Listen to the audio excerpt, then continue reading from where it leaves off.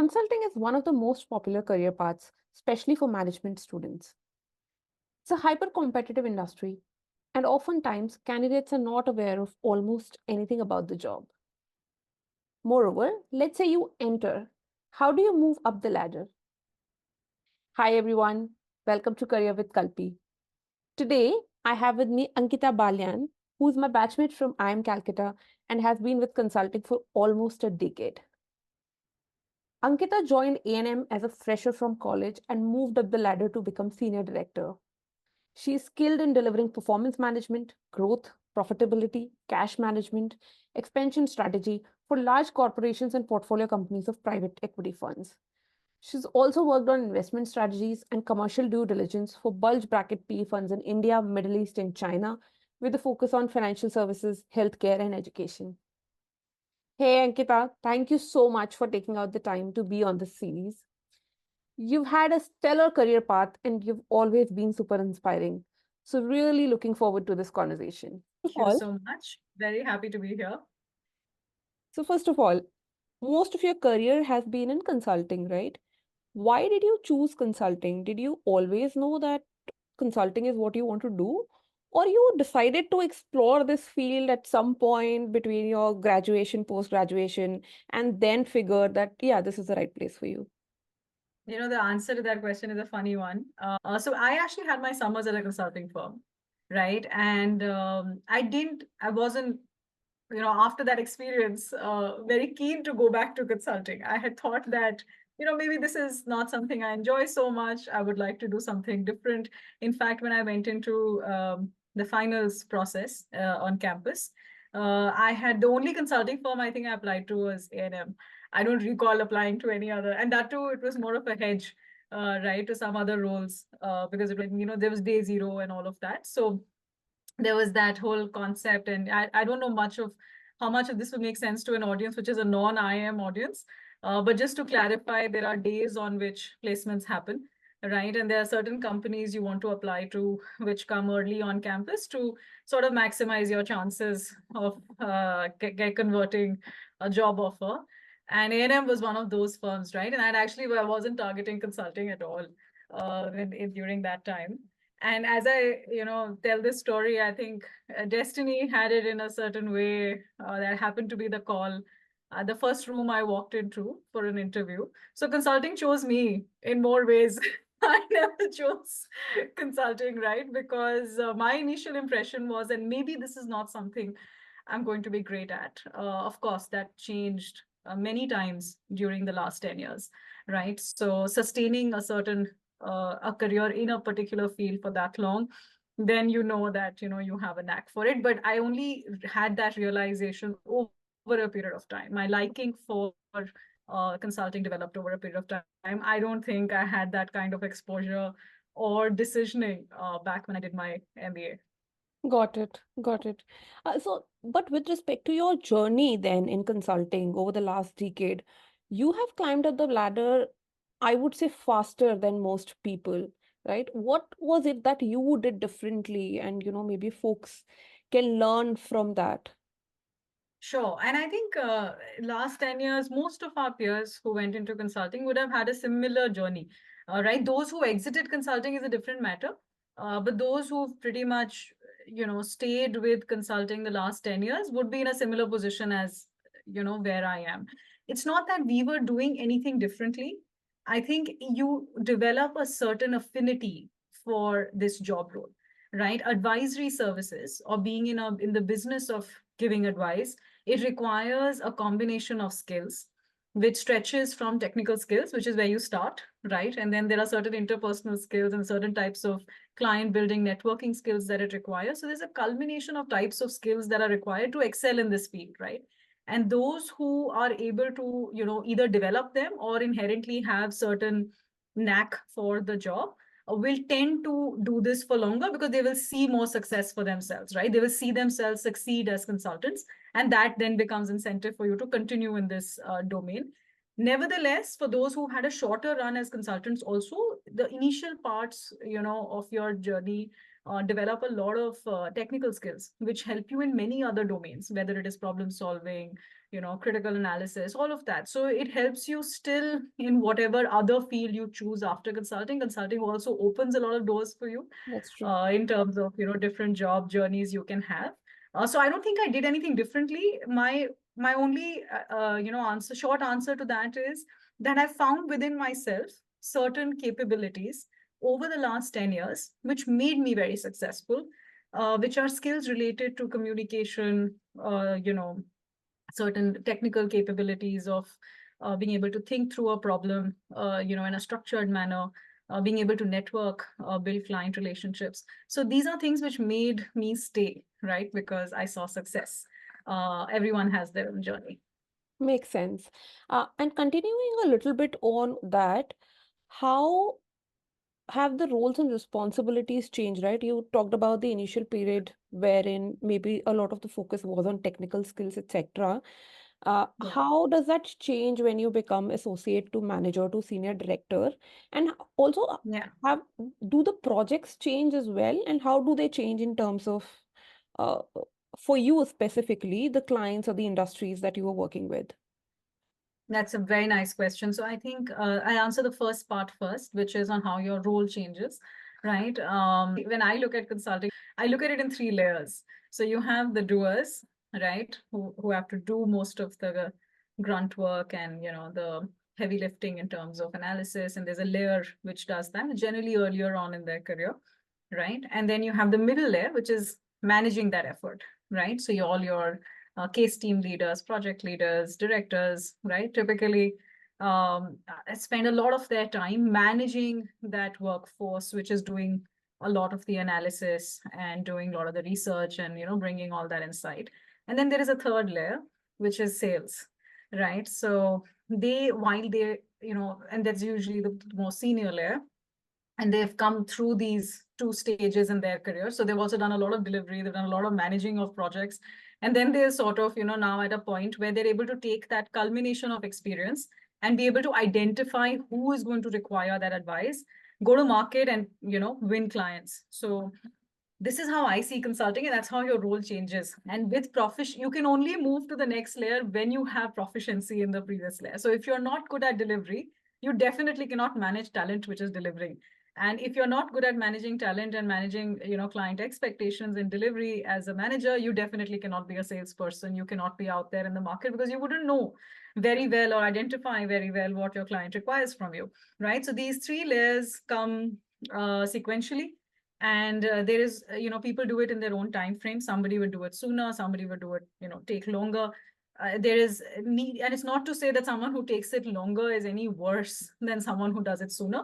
It's only an element of developing comfort with each layer. So for example, I've seen people who develop comfort with the first layer very quickly, but will have a longer span in the second layer, right? And then there are some who will reach the third layer very quickly, but then within the third layer to exceed, excel and become a senior partner and become a, have a larger PNL, they take much longer. So everybody has their own journey because there are different skill sets at play in each of these three layers, right? And that's the life of a consultant in a nutshell.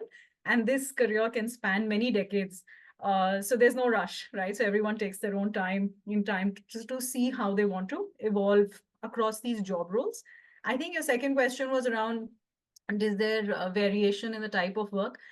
See, so there are two things. So you can either have variation in sector in terms of your, whether you're dealing with clients in consumer facing businesses or financial services or industrials or EV, or, depending on which sector type of client profile you're and the other is a type of advice you're giving. So whether you're a mergers and acquisition specialist, you're a post-mergers acquisition, integration specialist, you're a growth specialist, you look at marketing and growth and commercial excellence. So usually it's a matrix. So on one axis, you have all your industries, and on the other axis, you have all your solutions.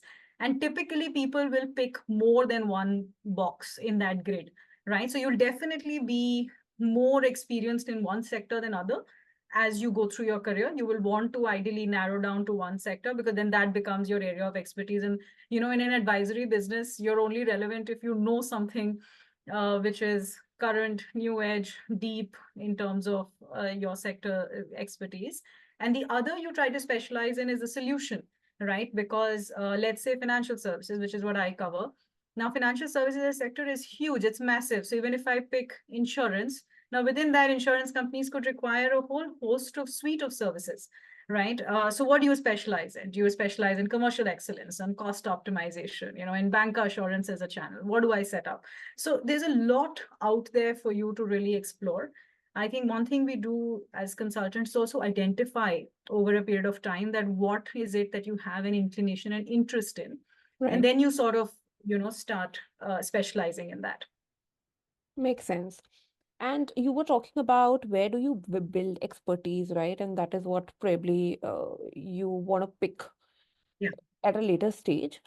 So, stretching on that, as young consultants, when you're working with industries wherein people are far more experienced, and a lot of people might feel that they are the experts in that area, how do you establish the credibility with them? And how do you make sure that you are able to add value, problem solve, bring a change?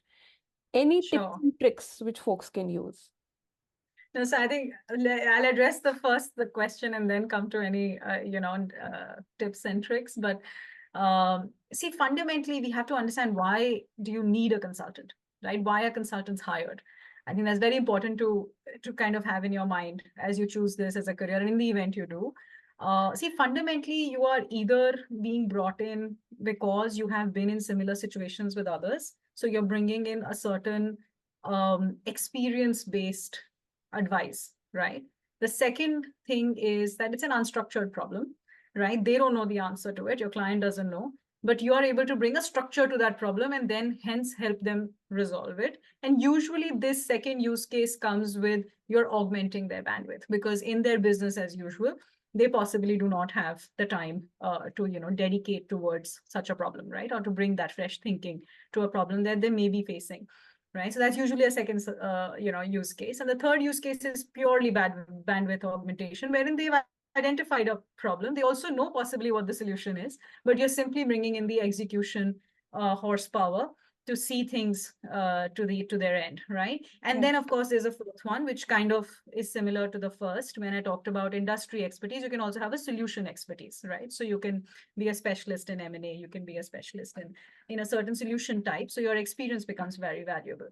Now, typically, it's going to be one out of these 3, 4 use cases why your firm has got hired, right? As a young consultant, you have to always keep in mind that the firm has got hired, right? So you alone don't have to deliver that solution. You play a specific role in the delivery of that solution. So when, like I explained, the 3 layers, right? So if you're in the first layer, which is your early part of your career, you are basically a person who's going to receive a lot of guidance from your manager, who's the experienced layer, right? Or your partners who are even more experienced and, will give point solutions on how to go after structuring a problem or solving a problem, or your client also may be advising you. So you're not expected to be an expert at that point, right? Your core role is to execute on guidance that has been given to you. Also apply all academic and technical skills related capabilities that you have as an individual. So whether it is mathematical analysis, whether it's statistical analysis, whether it is business acumen that you bring basis the studies you've done in your MBA. So you bring all of that knowledge and all of that skill set, right? You take the guidance from your managers on how to particularly solve for that problem, and then you run analysis on it, just the way we would do case solving in B school, right? And then you will find that you will come up with maybe 4 or 5 ways or 4 or 5 different types of outcomes. And then there's a deliberation that happens in a room, right? And very often, and I think in my career, I've seen some of the youngest folks in my team come up with the most original and fresh thinking, right? Because we've been in so many situations, you tend to say that, okay, no, this must be it, right? I've seen this in 5 different places. This is what should be done. This is what opportunity is likely to be. So you have a lot of bias of experience also. And very often I see that, it's the youngsters who will take that guidance from you, and then they come up with their own analysis and they will challenge you. And they will say, no, but I don't think this is how it should be. Why not like this? I read about a certain thing, and they'll bring a very fresh perspective to the table. So you're not expected to be an expert day one. Just do your best in terms of absorbing the guidance that's been given to you, using the skills, the academic skills that you have, marrying the two to see how best you can solve for that problem, and then collaboratively with your managers and partners, you will drive at what's the best outcome for your clients. So it's a misnomer. Your firm is the expert, right? Your advisory firm is being hired as the expert. You as an individual is only part of that delivery solution. You alone are not the expert, so you don't have to carry that pressure with you. But to your point on how do I make an impact, I think that's the execution element of it, right? So everything I spoke about in terms of doing your analysis, etc., the more effort you put into, doing that and doing it well, chances are you'll get highlighted, and impact is created by the team together. So it's not fair to just look at what impact am I creating. And if your team, like I always tell my team, right, the team is successful, only then can individuals be successful. It's not possible for you to be great at what you do, but overall the solution is, Yeah. so sometimes the solution can be a simple solution, and in which case we're all being impactful, but the solution is a simple solution, right? So it does not maybe require very complicated analysis, and that doesn't mean that you're any less, right, or your capabilities are any less, but fundamentally that's what the requirement is, and you're just maybe it's a cost cutting project wherein the client already knows what they want to do, but you're augmenting that bandwidth to make it happen. So that doesn't mean you have to do something new, Yeah. right? So you have to be aware of what your role is, why your firm got hired, what is your role within that team that is delivering, that North Star, that direction in which you're going in. And then how do you best make the team successful? And then chances are you'll make yourself successful as well. Makes sense. One of the most important questions for people now: what are some of the skill sets that you focus on when you hire people at different levels, entry level, mid level, and a bit of senior Yeah. level? And especially in today's environment, what can candidates do to set themselves apart? So I think, see, this is again, I'm speaking more for myself, right? How I view candidates. I mean, everybody can have their own framework for selection. But I believe for me, the attitude matters the most. Even if you've never had any exposure to consulting, or maybe you're fresher through B school, it really doesn't matter. If you have the attitude to learn, and you have the attitude to be a part of a team, work within a team, for me that's the most important element, because I know if I have a candidate who's willing to learn, I can coach the person and carry him or her. But in minus of that, you may be any level of intelligence and past experience and all of that, but if the attitude isn't there, it's going to be very difficult for me to carry this person, right? So for me, that's the number one attribute that I look for. And then it's followed by, of course, their performance in the case rounds, in terms of how they're able to structure a problem. There's some of us who naturally take to structured problem solving, right? Who are a little more logical in their thought process, right? And it's a bent of mind, maybe trainable, I don't know, I'm not an expert in that, but definitely when I'm interviewing, I look for that, right? So how, and I do believe to some degree it is trainable, maybe to some degree it's not, right? But to some degree, I think it can be trained. You can be trained to, to train yourself to think in that way. But that is an element that I look at. And then, of course, the last is, but also very important is your communication skills, how you present yourself, because you're in a client facing role. That is an important element, right? So we will look for the persona, the personality, both, right? And do we see this as an individual who we can groom? Because you always are looking forward, right? You're never hiring for that year only. You're always thinking that if I'm bringing this person on board, what is he or she going to be in 5 years, Correct. or 6 years, or 7 years, right? Do I see this person have a future in the firm? And that element then becomes very important in terms of how you present yourself, how you speak, your command over effective communication. And this isn't about fancy vocabulary always. It's just being able to logically, effectively communicate, right? And that is very different from just flowery language, Yeah. right? So it's putting thought to words and being able to do it in an effective manner.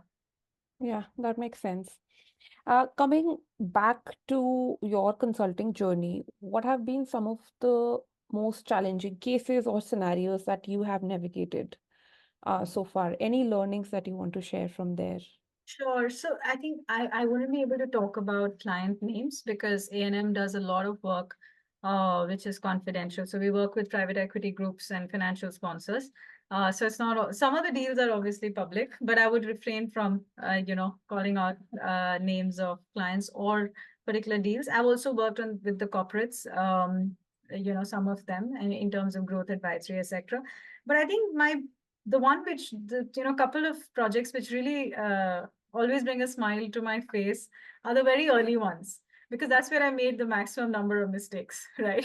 So I remember that I joined A&M right from MBA, half confused if I really want to do consulting, and I'd never worked before. So I was opening a PowerPoint presentation and Excel file while I'd done a little bit of that during MBA, but as a professional, kind of working with tools which I wasn't as adept or familiar with in the early years. And I've made some really funny mistakes, like, made graphs without the axis being labeled or thinking really out of the box, so much so that you're out of the universe of what it was required, right? So I think those are projects which I really remember well. So for example, there was one that we were doing on enhancing the manufacturing footprint for a pharma excipient manufacturer in India, and they had, there was an international um, funding coming in. And so I still remember my demand supply model would have catered to the next 5 years of demand of all over the of every person alive on Earth, as well as wherever else in the universe. Right. So mistakes like that, Yeah. right? And that's when you develop what a sense check is or And what what a business litmus sense test is. is? Yeah, yeah, And you're what right. business sense is because you're so mathematical, and that Yes, was my strength because I was, I was a fresher, so I would always rely on my academic strengths. I didn't have any business acumen at that point. Other than the academics I'd studied at yeah. Calcutta, and I would just apply that. And then there were some really funny situations that would happen in the project room when that gets discussed, and you realize the logical flaw of what you've done. So I think some of my early projects are the ones I remember the most, which I think made maximum impact to me. I Mm. learned from my mistakes, and that is when I really developed a joy for advisory, right? And I started to appreciate what consulting truly is, and I started to grow as a professional, right? Because my earlier experience, which is a very short internship, I don't think I completely did justice to exploring this in entirety. So that's the early projects I think are the ones which I enjoy. Remember most fondly. They were maybe not the most high profile ones, but definitely those that, built a lot of skills for me. And I always look back at that time as what led to me being successful later. Amazing. So consulting is a field with high rigor, right? We all know that the attrition is high. There's a lot of pressure. How did you cope with that pressure and continue to stay in consulting? So I think any pressure, not just consulting. I think profession is in general have so there is a certain amount of workplace pressure, and then you couple that with everything else that's going on in your personal life. It can be overwhelming for a lot of us. I think for me, what really works and has always worked is just having my own village, right? It's something which I have. I think maybe I'm blessed, maybe part of it I work very hard towards also. But I've always had this sort of support system around me. And one thing which I'll always urge the youngsters to do is talk about what's going on, right? Your parents may not be part of what you do, they may not entirely understand what you do, but they're curious and they want to know. And you will benefit a lot from just talking about what's going on if it's a difficult situation. Trust me, some of my cleverest advice, right, sometimes comes from my mom Yeah. about how to manage stakeholders at work, right? I used to talk a lot about what I do with my friends. I have had support system amongst my professors from college, colleagues at work. So at A&M, I still remember there were four of us who joined together in 2015, and all of us are, still very good friends. We went through, that grind together. And it was that camaraderie really that made all of us very successful, Yeah. right? And I think all four of us have went on to have wonderful careers. Two of us are still with A&M. And it was that support system which helps you deal with the stress. I don't think not having stress is an option, right? I mean, that's always going to be there. It's just by default of being an advisory business, you're always running the treadmill on somebody else's timeline, on someone else's requirement, on someone else's perception of your work, right? So it's very important for you to have channels outside of work which help you release that stress level. And also, you need to, a second most important thing in my mind is separate your sense of self from that of perception at work. It's a slightly difficult thing to articulate in words, but it's more of a feeling that you need to internalize. Like, let's say if the project fails, I don't fail, right? In Right. that role, yes, there are some mistakes I have made, or there are certain things I could have done better. But as an individual, I've not failed, right? It's very important to kind of, extract your sense of self and keep that separate and protect it and nurture it and, make it grow. And what happens at work is okay, right? That's a team responsibility, and that's a learning curve which all of us go through, but we shouldn't be associating it with your own sense of self. So I think these are some things which have helped me, Mm. the support system and being able to separate my personal and professional life, kind of kept me going and still keeps me going. Stretching further on that line of thought, how do you define success and goals for yourself? And how do you continue to remain motivated to achieve those? It's a very difficult question. uh, okay, so success and goals, right? So I don't think so. I've had this. I'm a diarist, right? So I write a lot. I've been writing since I was 10 years old, and and my dad, I still remember back in the day, would always tell me that. So what are the 5 things you want to really achieve this year, right, or this quarter, or this month? What are you setting yourself? So there was an objective uh, building that we used to always do when I was a kid. And I think that's one habit I've kind of kept with myself. So my goals may not be very long-term goals, right? So I generally don't have anything beyond maybe 2, 3 years, right? I don't think I'm not, I mean, broadly, I know what direction I want to go in, but I don't think I have very firmed up, articulate goals which are long-term. In the short term, I'm able to articulate for myself where I want to go to. So, for example, I could tell when I started consulting that I want to do this for the next 4 years. And I want to be, reaching a certain designation before I try anything else. And I also knew, or I set out for myself, people I want to work with. So that was my goal, right? I Mm. didn't select industry. I didn't select, a certain type of work, but I said, I want to work with this person. I think this person motivates me, inspires me. So I did that in the early years of my career. Later on, as managers, and when I also switched a couple of times. I've done a bunch of worked with a bunch of firms.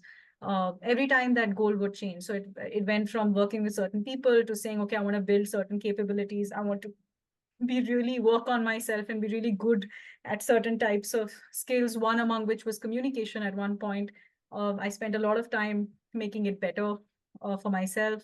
Right. I've done work towards networking, and I had a career coach work with me on that. So basically every 2, 3 years you set a certain goal where you feel I could do a little bit more work to make myself more effective, and then take an action to make that possible. So that's how I do it, right? It's held me in good stead. But I'm also very flexible. So in case I'm not able to reach a goal, or if I'm not able to achieve something, I don't necessarily beat myself up about it. So I have been, as a person, been very flexible in my approach, and I try to understand why certain things don't work for me, and then I also abandon them. Right. So if I feel that there is a certain goal which I've been working towards, but I'm not really getting anywhere with it, um, I'm also very comfortable kind of leaving it out and then going towards something else. So that's been my approach. I don't know if I answered your question very Oh, accurately, very but I've kind of interesting. spoken more about the approach than the goal itself. Yeah, yeah, yeah. Of course. And there's no right Yeah, and wrong there. It's just everybody has yeah, their different way to define their goals. One question on the industry, right? With the rapidly changing technology, AI, abundance of analytical tools, how do you see the consulting industry evolving yeah. over the next 5 years, 10 years? And like, what do you think about the role of consultants? How would the role Yeah. of consultants change with that? Yeah, no, I think it's a beautiful question again. And if there was a clear answer, if I knew the answer to that, I would be a very in-demand consultant today. So I think all of us are grappling with this, right? In terms of, so I wouldn't answer for the industry. It's difficult for me to answer for everyone, but I can answer for financial services, for instance. That's a sector I cover.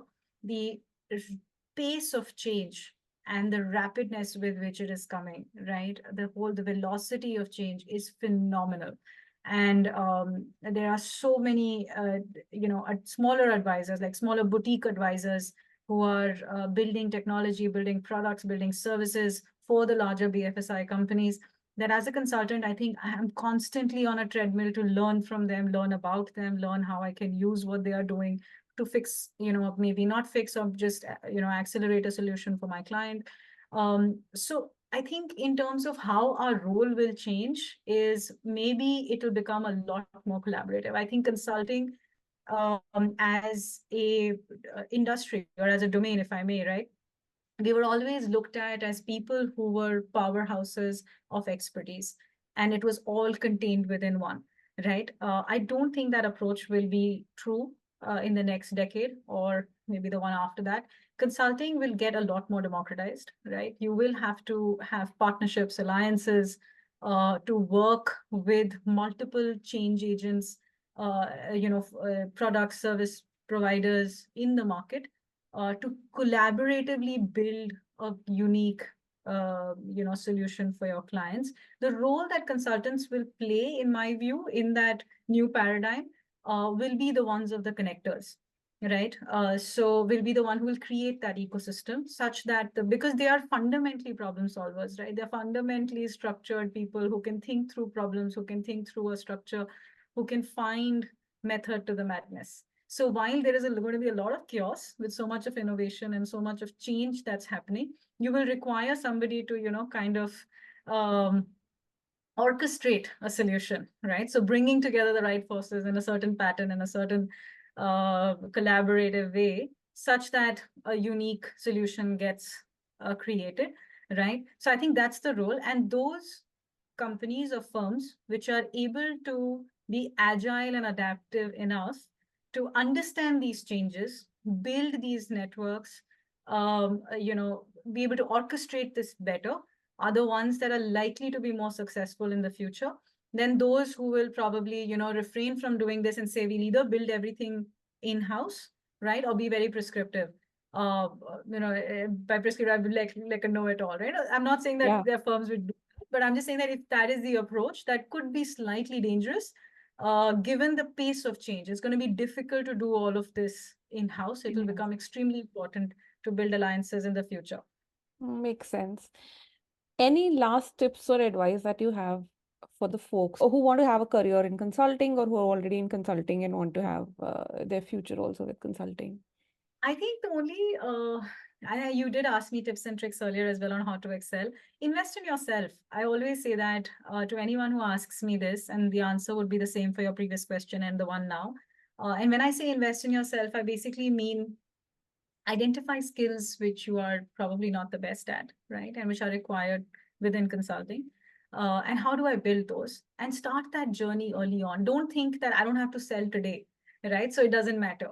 Well, Hmm. you have to sell someday, right? So Right. how can I sort of build a certain skill set, which is, let's say, akin to networking, or which is akin to communication skills, or maybe even akin to using a certain software, right? Or meeting certain vendors in the market and developing my knowledge about a certain sphere of things that I want to do. Consulting is going to get even and even more technical with time. So if you're a young consultant, you're going to be part of that change. If you're somebody who's aspiring to be a consultant, you're likely to see that in your interview processes. People are going to be, so be curious, right? Invest in yourself and be curious. I think these are two things. So constantly learning. And if you're a curious person, right? If you enjoy reading, chances are you'll be a good consultant, because a lot of our time as consultants actually go into, apart from that glamour of fancy travel and socializing and all of that, which is also there, it's a part of our job. a very large part of a job is very boring and mundane, but it's a lot of research we do, right? A lot of reading we do, a lot of Right. networking events that we're part of, conferences we go to. You're basically furthering your limits on what is the known, right? Known to you here because you are the advisor in a certain situation. So you're always trying to expand the boundaries of what is known to you. So if you're a person who is curious and likes to build on, constantly keeping themselves updated and reading, and it could be any field, any domain, right? So that's the brilliance of this career, that I read from things to do with my sector to philosophy to authors who are writing about AI and machine learning, so the topics and the expanse of what could be part of your purview is unlimited. So it's up to you to define that. So be curious, invest in yourself. Chances are you'll like consulting if you like the doing two of these things. Thank you so much. Thank you so much for the wonderful insights from the consulting world and sharing your amazing journey with our audience. And thank you everyone for watching. I'm sure you learned a lot from this conversation. For more such videos, do subscribe to Career with Kalpi. Keep safe. See you in the next one.